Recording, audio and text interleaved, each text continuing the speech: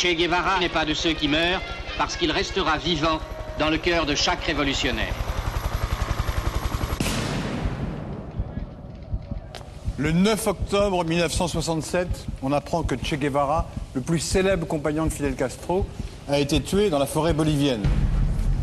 Officiellement, le guérillero argentin a succombé à ses blessures à la suite d'une fusillade avec l'armée bolivienne. Mais très vite, plusieurs éléments viennent semer le doute. Pour les uns, c'est la CIA qui a donné l'ordre d'exécuter l'homme symbole de la guérilla anti-impérialiste.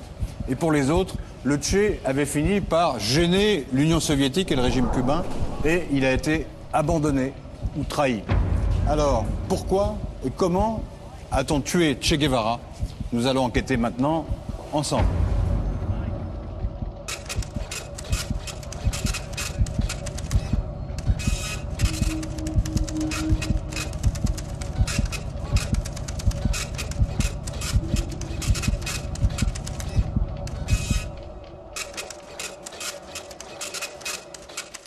Jeannette Abel, vous êtes universitaire, vous êtes spécialiste de l'Amérique latine, vous avez écrit un livre qui s'appelle Rupture à Cuba, qui est sous-titré Le castrisme en crise. Alors, j'ai d'abord une question qui est anecdotique, mais qu'est-ce que ça veut dire Che? C'est une interpellation argentine, traduisible en français. C'est une manière d'aborder quelqu'un ou de commencer une phrase ou de la terminer. Et Guevara disait souvent Che, c'est ça? Ah oui, oui, comme tous les Argentins, oui. Che, Che par-ci, Che par-là. D'accord, ok. D'où son surnom. Alors, en 67, à l'époque de sa mort, qu'est-ce qui représente Che Guevara?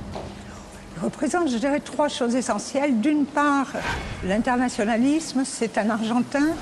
Il a combattu dans la Sierra Maestra à Cuba pour la chute de la dictature de Batista. Ensuite, eh bien, il va quitter les honneurs et le pouvoir, quitter les privilèges pour partir en Bolivie, où il va mourir à l'âge de 39 ans. Quand il est parti de Cuba, il avait 37 ans, il était ministre, et c'était le numéro 2 de la direction cubaine. Donc c'est à la fois quelqu'un qui symbolise l'internationalisme, la rébellion, mais aussi un profond humanisme. Et une forme de pureté révolutionnaire. Et une forme de pureté, de rigueur, de droiture révolutionnaire, de désintérêt et de mépris du pouvoir. C'est quand même l'époque de la guerre du Vietnam, donc il y a un contexte particulier quand même. Tout à fait, oui. C'est important de comprendre, parce qu'on l'oublie très souvent, nous sommes en pleine guerre froide, même si elle s'est atténuée, la guerre du Vietnam fait rage, et Guevara est extrêmement sensible au combat mené par le peuple vietnamien. Et dans cette conjoncture particulière, où l'Union soviétique et la Chine se font des crocs en jambes, c'est son expression, hein, il dit ils se font des crocs en jambes, eh bien il dit, pour aider les Vietnamiens, il faut disperser les forces de l'armée américaine, il faut créer d'autres foyers révolutionnaires. 1, 2, 3 Vietnam. Voilà, créer 1, 2, 3 Vietnam, c'est sa formule. Et alors, il y avait un mystère autour de sa mort. Il y a encore un mystère d'ailleurs. Oui. Pas un mystère immédiat, ça je pense qu'on en parlera peut-être tout à l'heure. Mais il y avait, quand il est parti, en 1965, à Cuba, tout le monde disait « Donde está el Che ?» Où est le Che? Personne ne le savait. La réponse en général c'était quelque part à Cuba, mais on ne savait pas. Tout le monde ignorait pourquoi il était parti, quand il était parti. Bon, on va essayer de dissiper ce mystère. Et puis on se retrouve dans un peu moins d'1 heure pour votre verdict. À tout à l'heure.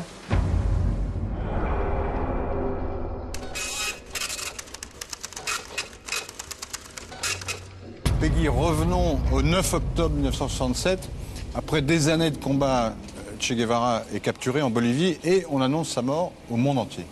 On va remonter un petit peu avant, si vous le permettez. C'est important pour comprendre dans quel contexte s'insère la mort du Che. En octobre 67, ça fait déjà 12 ans que le Che combat pour ses idéaux révolutionnaires. C'est un anti-impérialiste farouche qui ne cesse de voyager pour tenter d'allumer ça et là des foyers insurrectionnels pour lutter contre ce qu'il appelle le poulpe capitaliste, c'est-à-dire la domination nord-américaine. La Bolivie, c'est le dernier pays où le Che a combattu. Il espère former des guérilleros qui combattront partout en Amérique latine. Le problème, c'est qu'en Bolivie, la nature est très hostile. Défavorable aux combattants, qui passent parfois 10 jours sans manger et qui sont de plus en plus affaiblis. Ils périssent un à un, parfois noyés dans une rivière. Quant au Che, personnellement, il est de plus en plus affaibli. Vous savez qu'il était victime de crises d'asthme depuis l'enfance. Et ces crises d'asthme se renforcent. Face à ces guérilleros, vous avez 2000 soldats de l'armée bolivienne encadrés par des conseillers nord-américains et ces hommes détiennent des portraits dessinés très ressemblants des guérilleros. Ils savent où ils se trouvent. Et d'ailleurs, fin septembre 67, 7 des compagnons du Che sont capturés et tués.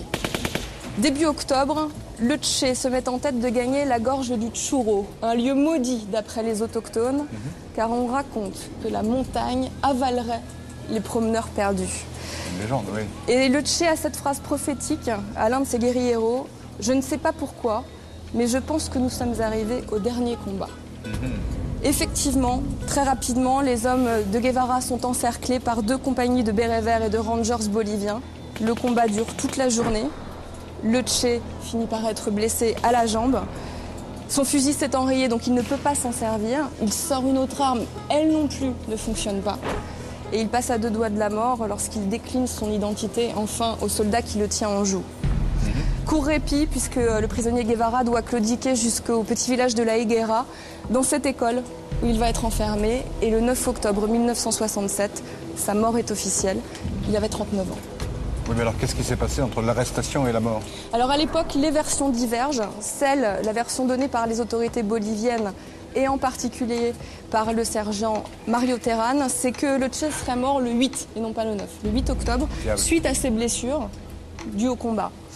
Seulement voilà, quelques années plus tard, on va retrouver une photo qui contredit la première version, puisque vous voyez là le Che vivant, et ça c'est une photo qui date du 9 octobre.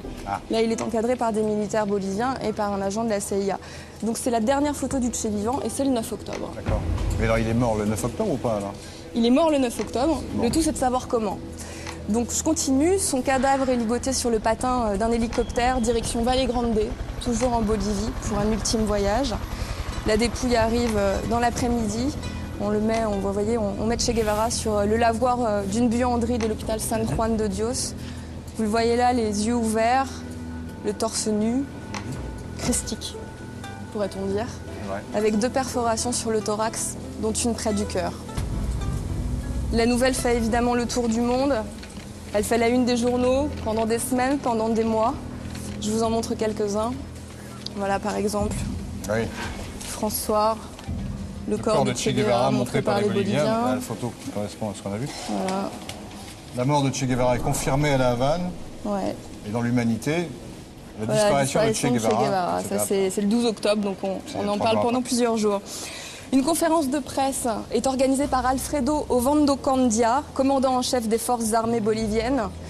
Voilà ce qu'il dit. La meilleure preuve que cet homme est bien le Che, ce sont les empreintes. Vous pouvez les emporter pour vérifier. Et d'ailleurs, les mains du Che vont être conservées, découpées et conservées dans du formol par l'armée. C'est glauque le truc là. C'est glauque et c'est mystérieux à la fois, puisque le lendemain, le général Barrientos, président de la Bolivie, se rend sur les lieux pour voir le cadavre du Che qui a disparu. Même le frère du Che demandera à voir la dépouille, il n'y parviendra pas. Le corps du Che a disparu, celui de ses compagnons également. 18 octobre 67, Fidel Castro organise des funérailles pour Che Guevara. Lui qui, sans le corps, non? Sans le corps, lui qui détestait pourtant le faste, le luxe. Donc Che Guevara était une légende et il devient un mythe. Attention Laurent, ce n'est pas tout, parce que ça c'est la version officielle, sauf que 2 mois plus tard, en décembre 67, quelqu'un va parler. Il s'agit d'un militaire, Eduardo Torrico, et il va dire que le Che a été assassiné. Alors pour vérifier ses dires, il eût été simple de pratiquer une autopsie, sauf que le corps a disparu. Pendant 30 ans, on ne saura pas où il se trouve, d'autant que Cuba interdisait les fouilles. Mais en 97, on retrouve les restes du guérillero sur la piste d'atterrissage de Valle Grande, en Bolivie. Et donc on voit bien qu'il y a un mystère, quoi. Est-ce qu'il a été tué sur ordre de la CIA ou par les autorités boliviennes? C'est la chose qu'il faut éclaircir. Oui, c'est ce qui est à déterminer, mais en tout cas, c'est un assassinat politique parce que Che Guevara agaçait beaucoup de gens, autant au plan national à Cuba qu'au plan international.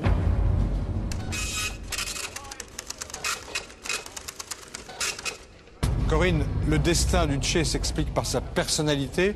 Alors, qui était vraiment Ernesto Guevara?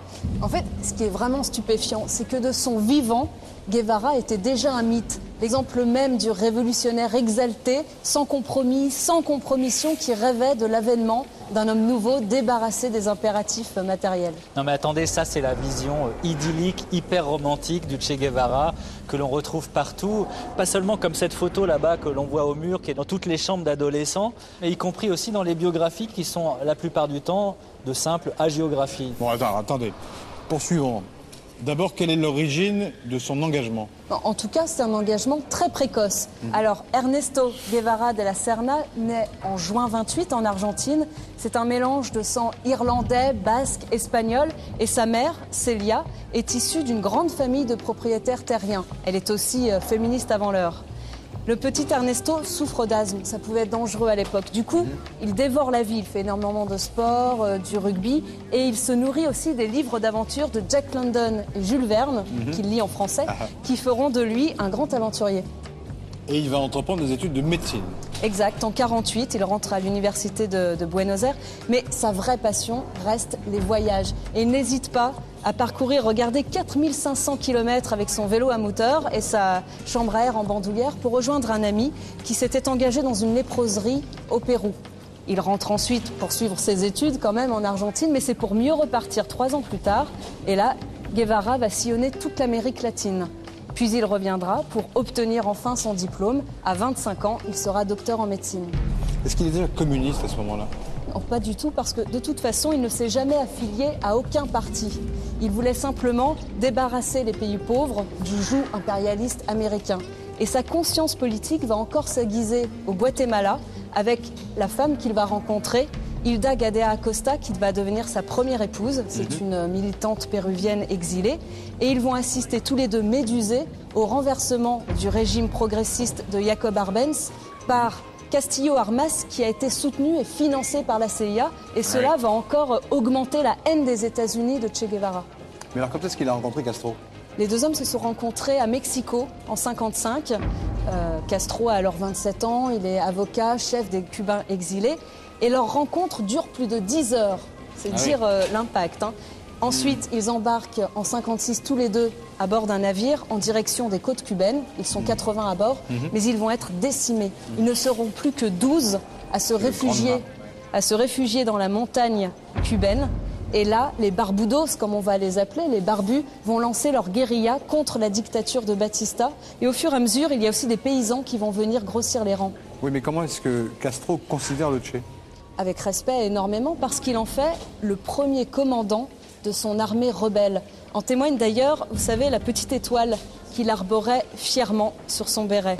Ensuite, Guevara va prendre de l'ampleur. C'est lui qui va créer Radio Rebelde, mais aussi le journal El Cubano Libre, avec toujours ce même mot d'ordre, la liberté ou la mort. Et puis dans cette zone qui maintenant est libérée, il va aussi mettre sur pied une véritable manufacture d'armes.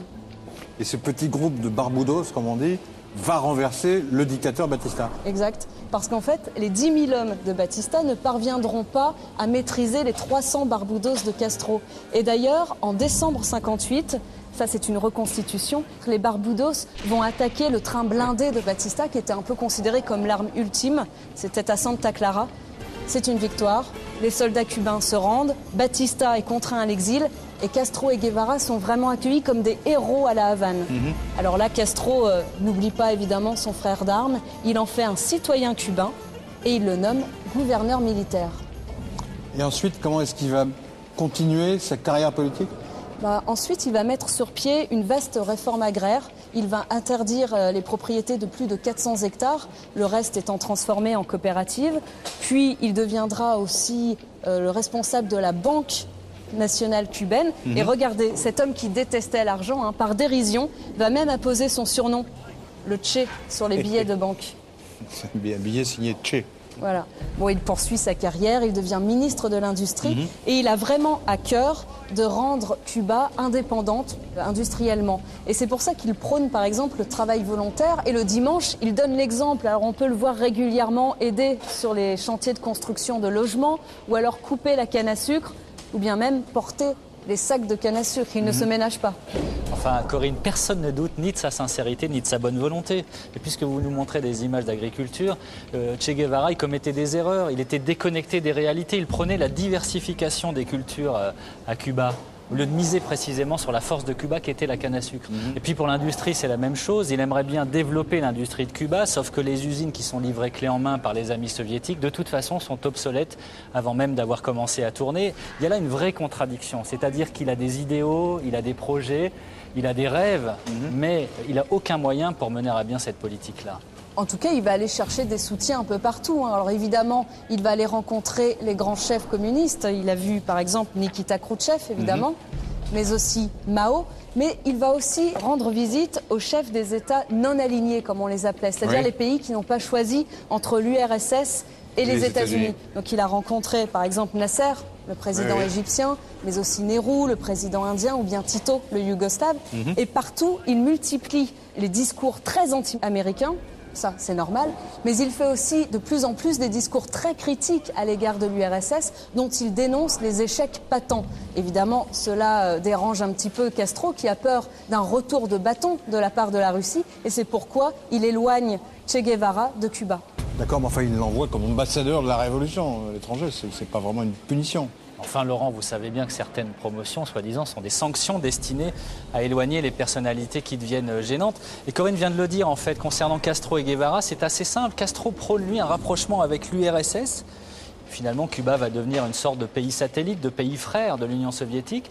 Guevara, lui, il n'est pas du tout sur cette logique-là. Guevara, lui, il rêve d'un Sud qui s'unit pour lutter contre les pays du Nord. Il veut le non-alignement. Le plus bel exemple, peut-être le plus frappant, c'est qu'en février 1965, il fait un discours à Alger, un discours extrêmement virulent contre les États-Unis, mais aussi très critique à l'égard de l'URSS. C'est ce qu'on a dit. C'est ce qu'on vient de dire. Sauf que quand il rentre à Cuba, le 14 mars 1965, son discours a rendu tellement furieux et Castro et ses amis soviétiques que Castro va le convoquer. Les deux hommes vont s'enfermer à huis clos pendant 40 heures. 40 heures ? Oui, nul ne sait ce qu'ils se sont dit, sauf qu'à la fin, cet entretien, Che Guevara va disparaître, il va quitter toute fonction officielle à Cuba. Et en fait, des années plus tard, on apprendra qu'il s'était rendu au Congo belge pour soutenir la guérilla de, vous savez, Laurent Désiré Kabila, qui deviendra plus tard président du pays. Du Congo, voilà. ouais. Sauf que, en fait, c'est la première désillusion de Che Guevara parce qu'il va se rendre compte que ces révolutionnaires-là ont plus de goût pour l'argent que pour les idées. Et cet échec d'ailleurs n'empêchera pas Castro de l'envoyer aussi ailleurs, en Bolivie. Et pour anecdote, c'est une époque aussi où Che Guevara va changer d'apparence et changer d'identité. Regardez ce bourgeois à côté de Castro, c'est Che Guevara. Les chirurgiens plastiques des services secrets cubains l'ont transformé, ils lui ont rajouté des sourcils plus épais, ont transformé sa dentition. Regardez, c'est lui là. Et on va lui donner aussi des faux passeports, il va changer d'identité. Alors il va prendre les noms de Ramon Benítez Fernandez et Adolfo Mena González. Regardez, c'est lui, le voici, son faux passeport. Et c'est sous ce nom qu'il va en 1966 entrer en Bolivie. Alors là, c'est un piège, regardez, c'est lui, on dirait absolument pas Che Guevara. Et c'est avec cette apparence-là qu'il va rentrer en Bolivie et ce sera un piège. C'est là qu'il va finalement trouver la mort. Enfin, il a quand même tenu 1 an en Bolivie, malgré le fait qu'il était poursuivi par des centaines ou des milliers de militaires boliviens. Des militaires boliviens et la CIA, qui ne sait pas exactement où il se trouve, mais qui a décidé de neutraliser ce dangereux révolutionnaire. Et là où ça se complique, c'est que les soviétiques, eux aussi, en veulent à Che Guevara.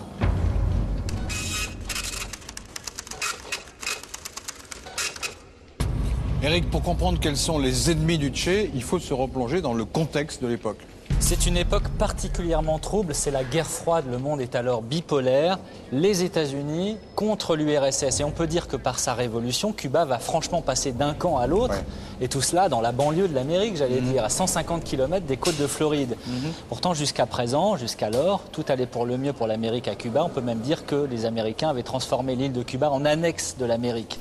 Et c'est un pion de l'Amérique qui tient les rênes du pouvoir à La Havane jusqu'en 1959. Cet homme, le général Batista, qui a pris le pouvoir par un putsch en mars 52, soutenu par la CIA. Il a instauré une dictature sanglante et dans laquelle les États-Unis contrôlent absolument tout, aussi bien les échanges commerciaux. 90% des ressources minières sont aux mains des Américains, la moitié de l'agriculture, notamment la canne à sucre. Et puis il y a la mafia américaine qui tient tout à La Havane, qui a transformé cette ville en maison de rendez-vous. C'est le temple de jeu, de la prostitution et de la corruption.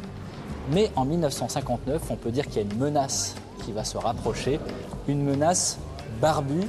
Les guérilleros, dirigés par un jeune avocat, vont peu à peu se rapprocher de La Havane et encercler cet immense casino qui était devenu la capitale cubaine. Ces images ont été filmées quelques jours avant que Fidel Castro, jeune avocat de 30 ans, déclenche sa grande offensive contre le dictateur Batista. Sous les ordres de leur chef, les partisans ont développé les actes de sabotage et coupé la route traversant l'île dans toute sa longueur. On sent dans ces actualités françaises tout le romantisme que suscitent ces jeunes révolutionnaires barbus. Mais évidemment, aux États-Unis, ça fait un peu moins sourire, surtout lorsque Castro prend le pouvoir, il renverse Batista. Et les premières décisions de son gouvernement révolutionnaire vont franchement inquiéter les Américains, même si, il faut le préciser, au départ, la révolution castriste n'est pas très explicitement communiste socialiste. Et même si, pour son premier voyage aux États-Unis, Fidel Castro va se montrer conciliant et les Américains vont même tenter d'amadouer Fidel Castro. Ça, c'est le premier voyage de Castro à New York en 1959. Lorsqu'il se rendit pour la première fois à New York, Fidel Castro fut reçu en héros. Les Cubains vivant aux États-Unis l'acclamèrent comme beaucoup d'Américains du Sud qui voyaient en lui un exemple pour leur pays. Les conversations de Fidel avec Christian Herter, secrétaire d'État aux Affaires étrangères, furent d'ailleurs empreintes de la plus franche cordialité. Alors, franche cordialité qui ne va pas durer parce que peu à peu, et même très clairement à partir de février 60, c'est la rupture. Lorsque Mikoyan, qu'on voit ici, un responsable soviétique, vient inaugurer un aéroport et des usines, on peut dire que Cuba se jette dans les bras du protecteur soviétique, sous l'œil plus qu'inquiet des Américains. 3 mois plus tard, Che Guevara demande aux compagnies pétrolières nord-américaines de raffiner le pétrole brut livré par l'URSS. Évidemment, les États-Unis refusent. Et pire encore, les États-Unis vont suspendre leurs achats de sucre sur lesquels repose pourtant grandement l'économie de l'île. À partir de là, c'est l'escalade. L'URSS prend le relais. C'est l'URSS qui va acheter désormais le sucre aux Cubains. Et donc, la presse américaine a sitôt fait considérer Guevara comme un cerveau fanatique communiste qui pousse Castro et Cuba dans les bras de l'URSS. Autre fait marquant, le 4 mars 1960, cette explosion dans le port de La Havane. C'est un navire français, le Coubre, qui explose. Il transportait des armes achetées par la jeune révolution castriste aux Belges. Première livraison d'armes qui explose, 75 morts et surtout, évidemment, on y voit derrière cette explosion la main de la CIA. Très probablement, c'est la CIA qui a fait exploser ces armes à destination de Cuba. On peut dire que la tension ne va cesser de monter. Oui, et la goutte d'eau qui va faire déborder le vase, c'est quand Castro et Guevara décident de la nationalisation de toutes les compagnies nord-américaines. C'en est trop pour la Maison-Blanche qui décide d'un embargo sur toutes les exportations à destination de Cuba le 19 octobre 1960. Donc la structure capitaliste de Cuba a complètement volé en éclats. Et ce qui se passe pour les États-Unis, c'est qu'ils voient à 2 pas de chez eux s'installer un régime communiste alors qu'on est en pleine guerre froide. Et surtout qu'à ce moment-là, Castro va commencer à dire explicitement que sa révolution est communiste, qu'elle est socialiste. Alors les Américains ne vont pas évidemment rester sans réagir. Ils vont alimenter, financer en sous-main une réaction anti-castriste. Contre-révolution. Et ça va donner lieu à un des épisodes les plus connus, le débarquement raté dans la baie des Cochons. 1500 mercenaires, le 17 avril 1961, débarquent, mais ce sera un fiasco, puisqu'ils vont être repoussés, massacrés par les troupes de Fidel Castro. Et là, on peut dire que c'est un échec pour la politique américaine. Le tout jeune président, tout nouveau président des États-Unis, un certain John Fitzgerald Kennedy, hésite à envoyer l'aviation pour épauler. Il refuse, Et finalement, il ne va pas intervenir, et on peut dire que ce sera une gifle pour les Américains. Alors après, il y a la crise des missiles de 1962. Oui, exactement. Des avions américains espions décèlent la présence sur le sol cubain de rampes de lancement avec des fusées soviétiques à ogives nucléaires pointées tout droit sur les États-Unis. Kennedy entame un bras de fer avec l'URSS. On passe vraiment à 2 doigts d'une 3e guerre mondiale. La crise finit quand même par se dénouer, aux grandes dames de Castro. Les bateaux qui transportent ces fusées vont rebrousser chemin et la crise se dénoue. Mais tous ces événements contribuent à pousser Cuba et à pousser Castro dans les bras de l'URSS. Enfin, c'est Cuba dans son ensemble qui est dans la ligne de mire américaine, c'est pas que le Che quand même. Oui, mais les discours du Che marquent les esprits et ça va se passer en 2 temps. Il y a d'abord un discours de Che Guevara à la tribune de l'ONU à New York, le 11 décembre 1964, discours extrêmement virulent contre les États-Unis, mais aussi contre l'Union soviétique. Le 2e temps, c'est la fameuse conférence d'Alger, février 65. Je vous lis la déclaration de Guevara qui met le feu aux poudres.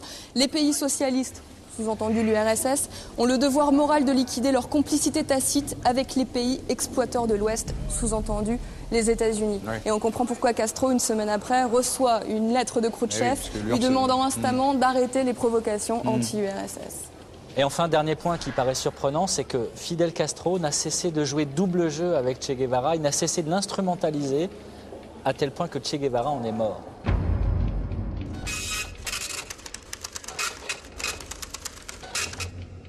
Éric, vous suggérez que Castro a joué un rôle dans la mort du Che, mais enfin, il en avait quand même fait le numéro 2 de la révolution. C'est vrai que Castro a toujours eu beaucoup d'ascendant sur Che Guevara, mais enfin les deux hommes avaient des positions divergentes bien plus souvent qu'on ne le pense. Dès 1963-64, Che Guevara a des positions politiques qui divergent, notamment au plan économique, où lui, il veut tourner le dos au modèle soviétique. En fait, je crois que Castro s'est méfié très tôt de Guevara. Vous savez, lors de la chute de Batista, donc on est en décembre 58, immédiatement, Castro nomme Che Guevara gouverneur militaire. Alors d'accord, c'est un honneur, sauf que ça implique qu'il loge à la Cabana, la forteresse-prison qui se trouve à l'extérieur de la Havane. Et en fait, c'est déjà une façon d'éloigner ce bel Argentin des Cubains qui le fascine un peu trop. Et puis deuxième point, Castro, pour gouverner, est obligé de s'appuyer sur ses alliés libéraux, ce que lui reproche violemment le Che, qui est beaucoup plus marxiste et qui lui reproche de ne pas prendre de mesures plus radicales. D'ailleurs, à ce titre, moi, l'épisode du 14 mars 65 me paraît assez symptomatique. On en a déjà parlé, vous savez, après le discours d'Alger, il rentre à Cuba, il est reçu pendant 40 heures par Castro, et à l'issue de cet entretien, à huis clos, il s'en va. Eh bien, les compagnons du Che, aujourd'hui, parlent plus de 40 ans plus tard, et ils expliquent que s'il est parti, eh bien, finalement, ce n'était pas l'expression de sa volonté, mais c'est parce qu'il a été obligé, il a été forcé par Castro de quitter et d'abandonner toute fonction officielle à Cuba.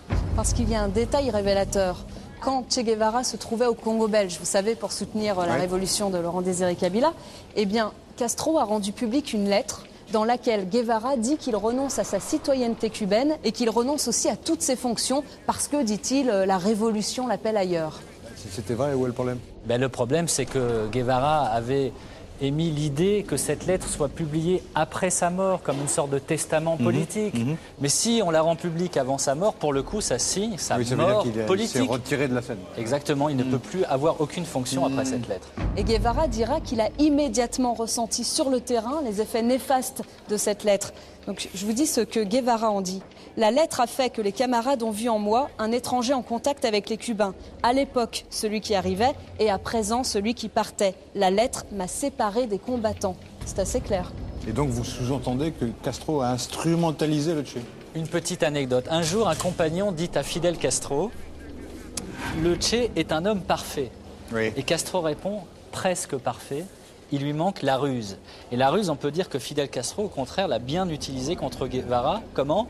En l'expédiant en Bolivie, très loin de Cuba. C'est un peu excessif, ça, parce que c'est pas prouvé quand même, non? Non, c'est pas excessif parce qu'il n'y a aucune insurrection paysanne en Bolivie, il n'y a aucune raison pour Guevara d'aller faire la guerre là-bas, la guérilla. Et au contraire, même le général Barrientos, certes, est un dictateur qui est arrivé au pouvoir par un coup d'État, mais il a été légitimé par les urnes. Et le Che avait toujours dit qu'il ne fallait pas faire la révolution ni la guerre dans les pays où il y avait eu des élections. Donc, on peut se poser la question, qu'allait-il faire en Bolivie ? Je vous le demande. Eh bien, je vous réponds, c'est Fidel Castro qui l'a envoyé en Bolivie. Enfin, officiellement, c'est une décision de Guevara. Officiellement, c'est une décision de Guevara, mais c'est faux, c'est Castro qui l'a envoyé. Et puis, c'était un terrain absolument pas propice, il n'y avait aucun moyen de communication, aucun moyen de survie là-bas. Et puis, il était confronté à des populations qui étaient à des années-lumière de l'idée de révolution, d'impérialisme. Il y avait des populations qui ne parlaient même pas espagnol et qui étaient des Indiens sur place. Mais on sait pourtant qu'il partait avec une certaine confiance, parce que Castro, apparemment, lui avait dit qu'il bénéficierait du soutien du Parti communiste bolivien qui était dirigé par un certain Monrey. Oui, c'est vrai que Castro a reçu ce leader du PC bolivien. Officiellement, il y avait le soutien de ce parti communiste-là, sauf que sur le terrain, il n'en était rien. On peut dire que Che Guevara a été lâché, et même les jeunes militants communistes boliviens étaient dissuadés d'aller rejoindre la guérilla de Che Guevara. Donc on peut dire que finalement, c'était un piège et que Che Guevara s'est resté bien seul. Et Castro même a cessé tout contact quasiment à partir de mars 67. Il a cessé tout contact avec Che Guevara. Mais c'est peut-être de là aussi que vient la légende du révolutionnaire solitaire et romantique. Oui, mais cette légende-là, on peut aussi la remettre en question parce que le personnage de Che Guevara est quelqu'un qui est un homme redoutable et redouté, qui se met la terreur.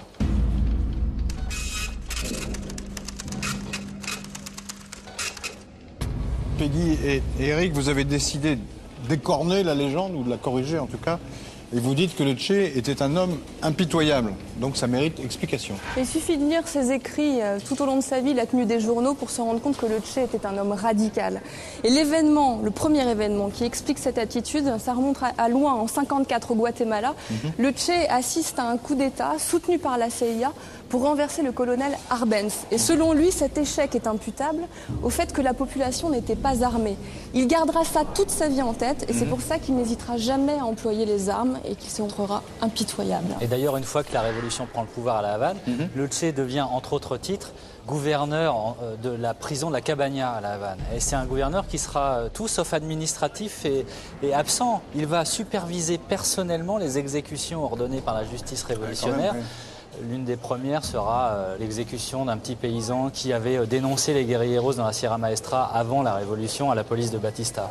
Et il ne regrettera jamais aucune de ces exécutions. Il faut bien comprendre que pour lui, il est engagé dans un processus de lutte à mort contre l'impérialisme. Et à l'époque, on parle de 200 sentences de mort, c'est quand même pas rien. Je vous propose d'écouter un extrait des actualités de l'époque qui campe bien cette atmosphère. Sur tout le territoire cubain, les partisans de l'ancien régime qui n'ont pu s'enfuir avant la victoire de Fidel Castro sont traduits devant des tribunaux d'exception. Le chef de la révolution a déclaré que tous ceux qui seraient reconnus coupables de meurtre, de torture et de crimes contre la patrie seraient passés par les armes.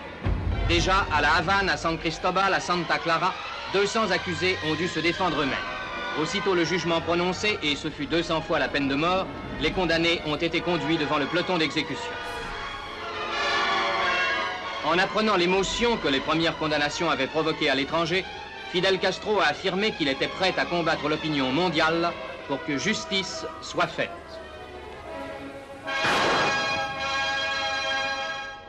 C'est vrai, il y avait des exécutions, mais il ne faut quand même pas oublier qu'on était en pleine guerre civile et que le régime de Batista avait déjà provoqué 20 000 décès sous la torture. Regardez ces photos dans la revue Bohémia.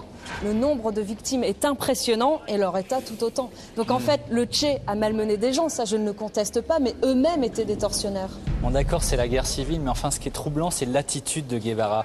Parce que même lorsqu'il ne supervise pas les exécutions lui-même et qu'il délègue en quelque sorte, il a une attitude étrange. Regardez dans ce petit livre, La face cachée du Che.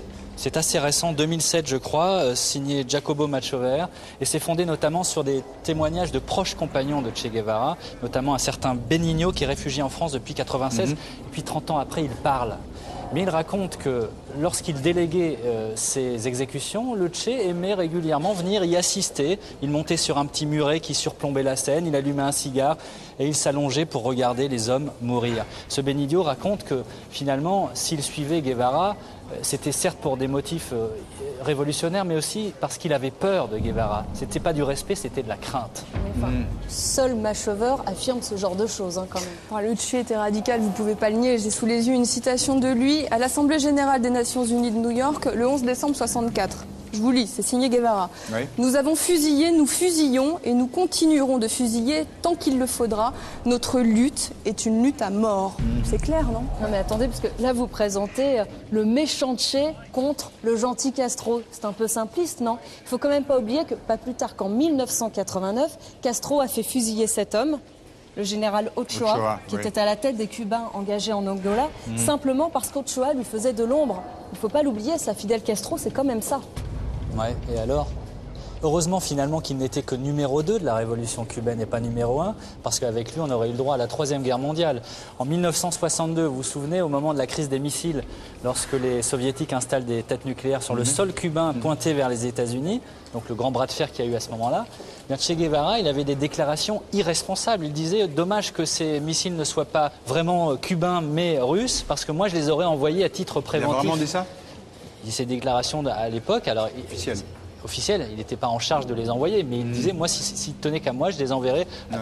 Il aurait déclenché le feu nucléaire sur les États-Unis d'Amérique. Je ne comprends pas. Enfin, la question ne se pose pas, puisque de toute façon, c'est Castro qui a fait installer ces missiles, pas Che Guevara. Et parmi les guérilleros, comment ça se passait? Écoutez, toujours d'après ce petit livre de Machover, La face cachée du Che, autant il était impitoyable avec ses adversaires, mais il était aussi très cruel avec ses propres compagnons.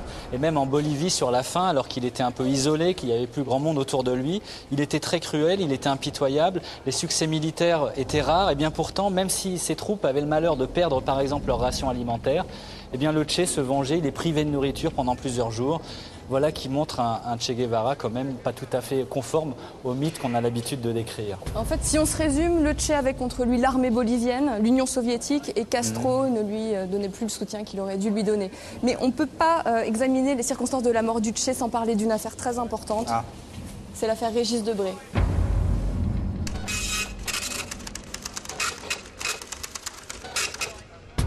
Peggy, c'est quoi au juste cette affaire Debray? Eh bien, en mars 67, parmi les nouvelles recrues de Che Guevara, il y a un écrivain français qui s'appelle Régis Debray. Il est agrégé de philosophie, il a 27 ans, son surnom c'est Danton. Et il est chargé d'aller chercher des soutiens révolutionnaires à l'étranger. Pour ça, il faut l'exfiltrer.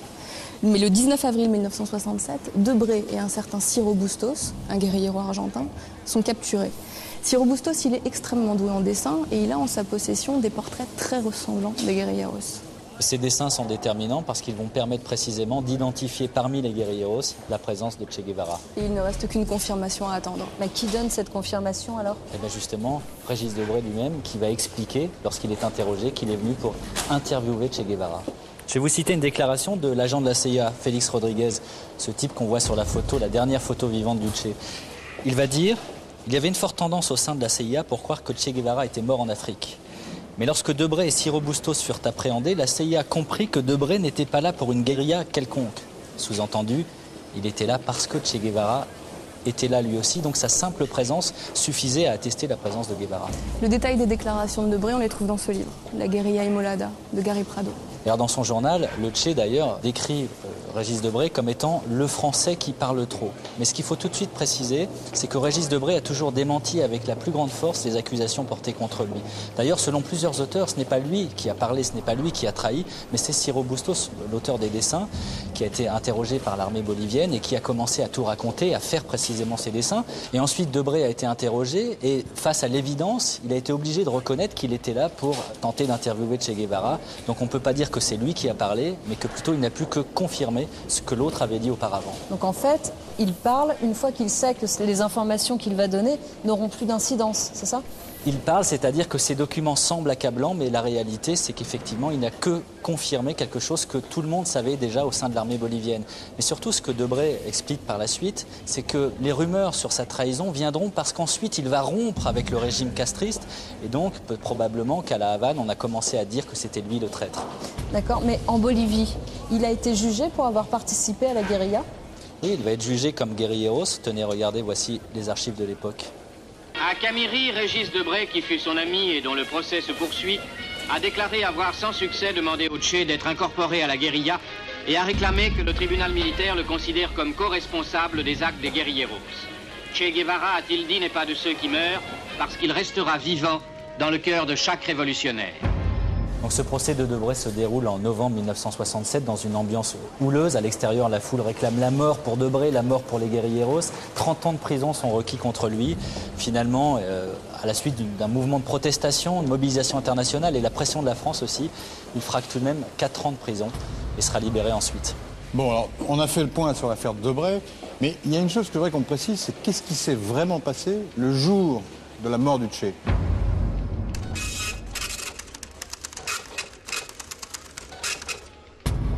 Donc le Che avait de nombreux ennemis, et comment est-ce qu'ils ont réussi à le prendre? Est-ce qu'on peut se livrer à une reconstitution? Oui, alors partons du début. Les Américains en ont marre de Che Guevara, ça on le sait. Ils ont peur que sa révolution ne gangrène toute l'Amérique du Sud. Alors ils ne sont pas certains qu'il se trouve en Bolivie, mais quand même, ils envoient là-bas des vétérans de la guerre du Vietnam et de la guerre de Corée pour former les militaires boliviens à la contre-guérilla. Le 11 mai 67, un mémo signé Walt Rostoff, le voilà, conseiller à la sécurité, arrive sur le bureau de Lyndon Johnson, président des États-Unis. Ce mémo fait mention que le Che est bien vivant et qu'il opère en Amérique latine, donc l'étau se resserre sur Guevara. Et puis il y a un réchauffement des relations diplomatiques entre l'URSS et les États-Unis. Le président Johnson reçoit le russe Kosygin.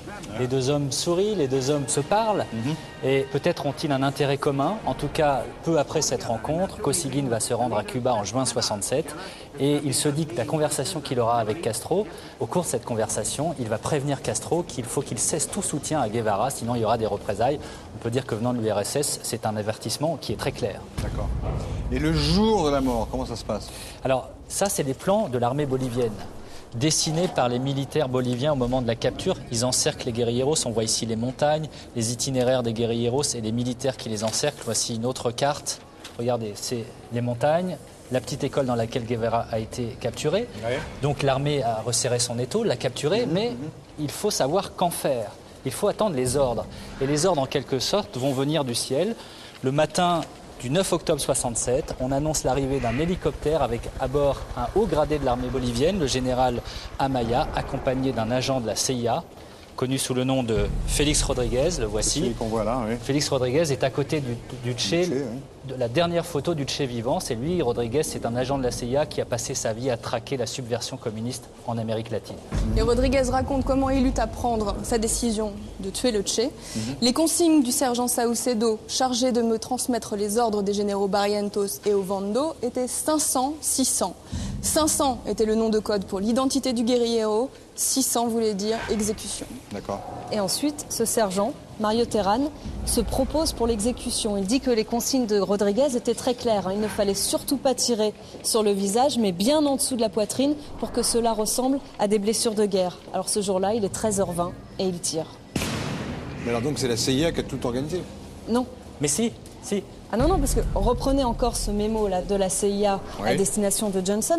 Là-dedans, Walt Rostov dit que ce n'est pas lui qui conseille de tuer Che Guevara, mais bien le général Obiando. C'est une décision unilatérale, si vous voulez, des Boliviens. La CIA était opposée à cela. En fait, ce qui se passe, c'est qu'il y a deux camps, pour schématiser. Il y a le camp de Rostov, qui considère que tuer Che Guevara, ce serait inutile parce que ça l'érigerait au rang de martyr. Et vous avez ceux qui sont favorables à l'exécution et contre donc un procès du vivant de Che Guevara, parce que ça provoquerait un raz-de-marée international. Il ne faut pas oublier qu'on est en pleine guerre du Vietnam, que le Che est extrêmement populaire. Il apparaît comme la seule personnalité réellement empathique avec les Vietnamiens, et c'est la seule personnalité également qui n'a pris parti ni pour les Chinois ni pour les Soviétiques dans ce conflit. Mais moi je ne vois pas pourquoi on peut dire que la CIA ne serait pas dans le coup. Il se murmure même que, vous savez, Ciro Bustos, le compagnon de Régis Debray, qui a fait les dessins qui ont permis d'identifier le Che, il se murmure même que ce Ciro Bustos était un agent de la CIA.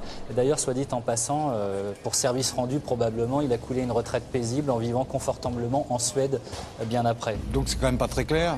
Qu'est-ce qu'il en est en tout cas de la version officielle selon laquelle le Che serait mort au combat? Eh bien, un homme va venir contrecarrer cette version officielle. Il s'appelle Eduardo Torrico. Il a subtilisé la clé de la petite école du village de La Higuera dans laquelle était enfermé le Che. Et quand il entre, après la mort du Che, il découvre des lambeaux de chair, du sang, des cheveux, des douilles. Et il est tellement offusqué qu'il décide de quitter la Bolivie et de gagner la France pour alerter la communauté internationale. Et le 30 décembre 1967, la vérité éclate. Che Guevara a bien été assassiné et il a été exécuté à terre alors qu'il était blessé. Vous imaginez l'émoi quand même du monde entier. Malheureusement, les militaires vont cacher le corps entre-temps et le secret sera gardé 30 ans. Pourquoi 30 ans? 30 ans, personne ne sait pourquoi le secret a été gardé 30 ans, mais on peut imaginer que, comme par hasard, la découverte du corps de Che Guevara coïncide avec l'anniversaire de sa mort, le 30e anniversaire de sa mort, et ça vient finalement peut-être redorer l'image du Che, redorer le blason de la révolution castriste, qui a une image déplorable à cette époque-là. Et puis le contexte a changé à la fin des années 80, l'URSS est en train de s'effondrer, le contexte a vraiment changé, et finalement tous les verrous se sont levés un à un pour qu'on puisse chercher et trouver le corps de Guevara. Du coup, les recherches débutent en novembre 1995 et on retrouve enfin les restes du Che sous la piste d'atterrissage de l'aéroport de Valle Grande en Bolivie. Du coup, immédiatement, l'Argentine envoie une équipe d'anthropologues et Cuba fait la même chose. Le 27 juin 1997, on retrouve effectivement le corps de Guevara et de ses hommes sous la piste d'atterrissage de Valle Grande. Et apparemment, je dis bien apparemment, l'identité de ces hommes n'est pas contestable.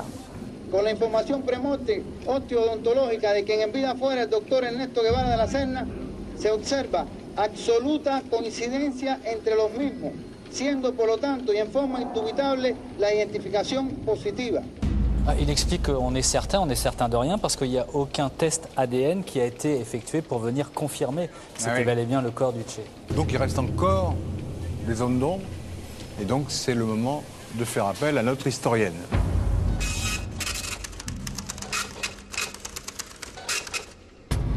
Jeannette Abel, vous êtes universitaire, vous êtes spécialiste de l'Amérique latine, vous avez écrit ce livre qui s'appelle Rupture à Cuba, le castrisme en crise. Vous étiez sympathisante de la révolution cubaine, puis vous avez pris un peu de distance. Vous êtes universitaire, ça ? Maintenant, je suis universitaire et Voilà. donc j'analyse ce qui se question. passe, oui, bien sûr. Question simple, qui est responsable de la mort du Che ? Si on prend la responsabilité immédiate, on sait quels sont les responsables. Les généraux boliviens et la CIA, l'ordre est venu de Washington. Si on prend les responsabilités antérieures, alors d'une part, le secrétaire du PC, du Parti communiste bolivien, qui avait promis son aide et qui les a lâchés dès le début d'ailleurs, et qui les a complètement, qui a abandonné la guérilla complètement et Guevara avec. Et puis, je dirais en premier lieu Moscou, parce que l'Union soviétique, on le sait maintenant, on a des archives, était très hostile à Guevara, avait un jugement extrêmement critique à son égard, et pratiquement, on peut penser quand même, ça n'est pas écrit noir sur blanc, que le fait qu'il reste dirigeant de la révolution cubaine n'était pas acceptable pour Moscou à l'époque. Les Américains responsables, les Soviétiques responsables, mais notre enquête démontre qu'il y a peut-être un autre responsable, Fidel Castro lui-même, qui aurait lâché son ami Guevara. On n'a pas d'éléments. Non, ça, je ne peux pas. On est obligé de se fier à des éléments. On n'a aucune preuve de ça. Hein. On peut. Il y a des gens qui spéculent, bien sûr, mais on ne peut pas. Il n'y a rien qui nous permette d'affirmer cela. En tout cas, finalement, le Che et Castro étaient opposés, mais on parle plus souvent du personnage Che Guevara, de l'icône. Mais concrètement, qu'est-ce qu'il a fait pour Cuba ? L'apport était considérable. D'abord, c'est un apport militaire. On oublie tous trop souvent qu'il a gagné la dernière bataille qui fait sombrer la dictature de Batista. La bataille de Santa Clara, c'est lui qui la gagne. Deuxièmement, c'est un internationaliste, c'est quelqu'un, on dirait aujourd'hui un altermondialiste, c'est quelqu'un qui a une vision mondiale du monde, qui veut défendre les opprimés, qui veut défendre les pauvres et qui a une conception générale de la société. Il veut construire une nouvelle société. Radical, mais il veut construire une société très égalitaire. Et il a surtout une volonté de justice sociale. C'est quelqu'un qui ne tolère pas les inégalités. On peut peut-être dire que c'est un Saint-Just, mais c'est quelqu'un qui a une vision extrêmement... C'est un humaniste, et je sais bien qu'on lui oppose un certain nombre de témoignages, les jugements, les exécutions en 1959, après la victoire sur Batista. Oui. Mais c'est comme si, je dirais tout simplement une chose, c'est comme si on parlait de la résistance française en la jugeant uniquement avec ce qui s'est passé dans l'immédiat après-guerre, avec l'épuration, les jugements contre les femmes, etc. Il faut se rendre compte dans quelle époque on est. La peine de mort existe partout dans le monde. Et elle existait en France aussi. On a eu le tribunal de Nuremberg, on a condamné à mort les nazis, et à Cuba, on a condamné à mort les tortionnaires de Batista. Jeannette Abel, au niveau international, qu'est-ce que Guevara a réellement apporté ? Je crois qu'il a surtout apporté un esprit de solidarité au moment où l'URSS et la Chine se déchiraient et où il a dénoncé le système soviétique avant tout le monde. Il faut quand même se rendre compte qu'il annonce entre 1963-65, donc il y a un demi-siècle, il annonce que l'Union soviétique, que le système soviétique ne survivra pas. Il n'y avait pas tellement de gens pour le dire à l'époque. Et il le critique de manière virulente. Mais il le critique parce qu'il ne le trouve pas assez radical. Non, il le critique parce qu'il le trouve trop bureaucratique, parce qu'il dit qu'il y a là des fonctionnaires, des gens qui ne travaillent plus, et que finalement la vie quotidienne de la population n'a pas tellement changé. Alors donc vous avez un jugement positif sur Guevara, toujours aujourd'hui ? Oui, j'ai un jugement. Mais la révolution cubaine, elle, a mal évolué. Écoutez, c'est un pays, oui, enfin, c'est difficile de dire ça comme ça. Le problème, c'est que c'est un pays qui est dans le conflit depuis un demi-siècle. Fidel Castro, c'est un chef de guerre et il dirige le pays comme on dirige une armée. C'est jamais très démocratique. Hein. Quand vous impliquez les règles de la discipline à la société tout entière, vous n'avez pas de liberté de la presse, vous n'avez pas de liberté d'association. C'est un régime qui est un peu soviétique, quoi. Oui, enfin avec des caractéristiques quand même particulières parce que... il y a une originalité à Cuba qui tient au fait qu'on est en Amérique latine et que les traditions ne sont pas les mêmes. Pour revenir au Che, À votre avis, pourquoi on peut expliquer qu'il soit un tel mythe et qu'il soit demeuré un tel mythe, même aujourd'hui, parmi la jeunesse? Il y a encore des posters dans beaucoup de chambres d'adolescents aujourd'hui. Pour quelle raison, à votre avis? Écoutez, vous en connaissez beaucoup, des gens qui, à 39 ans, quittent le pouvoir, sont ministres, bénéficient de tous les avantages de la célébrité. C'est un héros incontesté, même s'il est contesté par certains à Cuba, ça, il n'y a aucun doute, et qui s'en va et qui part d'abord en Afrique, puis en Bolivie, qui meurt 2 ans après, tout simplement parce qu'il veut combattre la misère. Je ne connais pas beaucoup de monde comme ça. Écoutez, le 9 octobre 2009, d'ailleurs, le président bolivien Evo Morales, qui est un Indien Aymara, est parti lui rendre hommage sur les lieux mêmes de son exécution. Il y a même des paysans boliviens maintenant qui l'appellent San Ernesto de la Higuera, donc Saint-Ernest de la Higuera, qui est l'endroit donc où il a été, la petite école où il a été exécuté. Mais la question qu'on se pose tous, c'est qu'est-ce qu'il est allé faire en Bolivie alors? Mais c'est une bonne question, parce que, à vrai dire, il semble bien qu'il n'ait pas décidé, lui, d'aller en Bolivie. C'est un piège. En tous les cas, le fait qu'on se soit appuyé sur le Parti communiste bolivien, qui est un parti communiste à l'époque totalement inféodé à Moscou, qui est un parti communiste en plus qui est totalement hostile à la lutte armée et hostile à la révolution, à la direction cubaine, et particulièrement hostile à Guevara.